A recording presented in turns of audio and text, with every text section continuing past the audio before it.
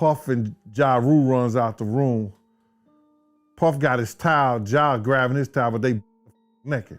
You ain't want to come up in there. It was a lot of freaky shit going on. Just when we thought the drama with Diddy couldn't get no worse, more and more people are coming up from his past to tell their side of the story of what they faced with Diddy. Fans are going over all the things that people that were once close to Diddy are saying, and they're starting to connect the dots. One of the relationships that people are giving the side eye is that of Jarule, Diddy, and J-Lo. According to some recent rumors, Diddy tried to use J-Lo to get Jarule to indulge in some very crazy activities. This was kind of confirmed by Diddy's ex-bodyguard Gene Deal, who revealed that this is one of the many tricks that Diddy uses to get men to sleep with him. Child, the details of this story is messy as hell, so I'ma need y'all to grab a chair because we about to get into some things. Okay, so most of y'all already know Lil Rod sued Diddy for making advances at him, lacing his drinks, and a whole lot of other very crazy stuff. He name-dropped several people, including Young Miami, Justin Combs, Christian Combs, Stevie J, and hinted at Usher and Meek Mill also indulging in some activities. Per the court documents, in a desperate attempt to convince Lil Rod to give up them cheeks,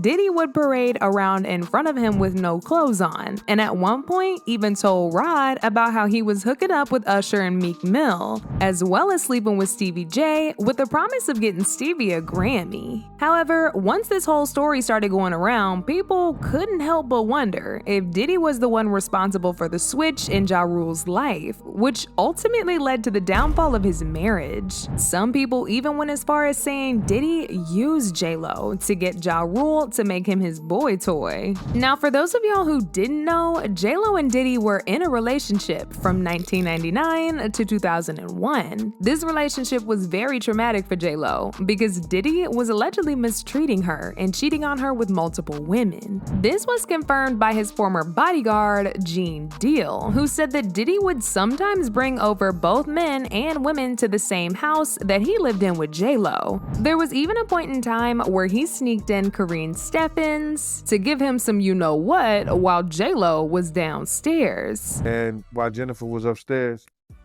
he was down there getting a fillet from her. Did she ever find out? She know now. And you said the female name was Karen? Yeah, Superhead.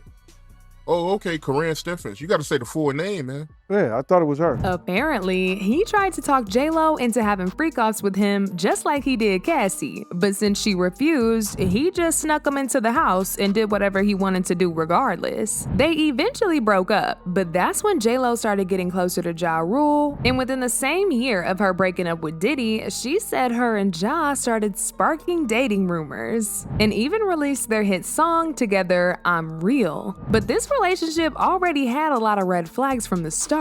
Apparently, Ja was already very close friends to both J-Lo and Diddy at the time, and many sources speculate that Diddy tried to use J-Lo to get Ja Rule in his bed. At the time, there were rumors of Diddy sneaking several men into seducing them by using women. Apparently, he would suggest to some of the guys in the industry that he wants to have an intimate group session with them and another woman. But when these men came and started doing the you-know-what, Diddy would allegedly provide them a whole bunch of drinks in the middle of the act and slowly start messing with and easing them onto getting freaky with him instead. And that's also something that Gene said he witnessed while working for Diddy. Other girls and get girls to try to, convince this guy, or put him in a situation with other girls so he could do whatever he wanted to do with them. And it's just like the situation somewhat with Sarah and her girlfriend and him and Ja. You know what I'm saying? Bringing girls on to try to convince this other guy to be in a room with another man and all this other. Yo, it all sound familiar, man. Man, they try to use a girl that you might like or you may think you might like, or they think you might like her or whatever to convince you to lay down your guards with them. A thing that they use. Lil Rod, he get him in a position and a situation with some kind of girl, and then maybe get him high, get him drunk, or whatever like that. He don't know what he doing.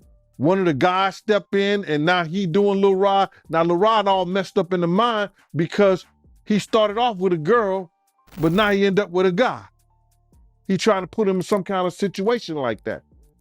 They do that all the time in the industry. I want to get into this real quick, man, before we really even get started into this. And it's because something I seen today. This girl, Tiffany Red, she said that she was filing a claim against Diddy. But my man, it touched me crazy, man, because the hurt that I seen in her voice, in her, she crying, man, and she worrying about what this dude could do to her and what he has done to her. Man, listen here, I want to let this young lady know, and I know this is not the place for it, brother, but please allow me to say this to her, man. You know what I'm saying? I started this battle long time ago. And the situation is that, bruh, we already won. This was some spiritual that Pac, the spirit of Pac, the spirit of Big, the spirit of Miss Jones, the spirit of Wolf, all the people that he has done wrong, you know, so Black, all the people that he has done wrong, bruh, is coming to light. We already won this spiritual. What we going through right now with these trials and everybody, you know, with this financial situation and everything like that, all that is superficial. That's the physical part of it. The spiritual part of it was won because Big, Pac, Wolf Mother, all the people that he did wrong, bruh, you understand? They already won the battle where we were supposed to win it at. So now we just going through the physical part of it, man. And I want that girl to know, man, that she ain't gotta fear no man. She ain't gotta fear him, nobody else, man. Whenever she needs, you understand? Whenever she needs somebody to travel, to go with her, to make sure she all right, you know, I'm a phone call away, man. I'm a phone call away. Gene went on to reveal that there was a time when Diddy was trying to get Jarule to go against Jay-Z, so he intentionally set Jarule up with women so he could secretly take photos of him with her and later use it to blackmail Jarule to do whatever he wants. Him was in the room with two girls, with Sarah and Sarah's girlfriend. You understand? He was trying to get Ja to go at Jay-Z. So what he did was try to get another girl, you understand, to do something with Ja, I guess. I don't know. They in the room together. So when they in that thing, I know what he was planning on doing because I heard the conversation.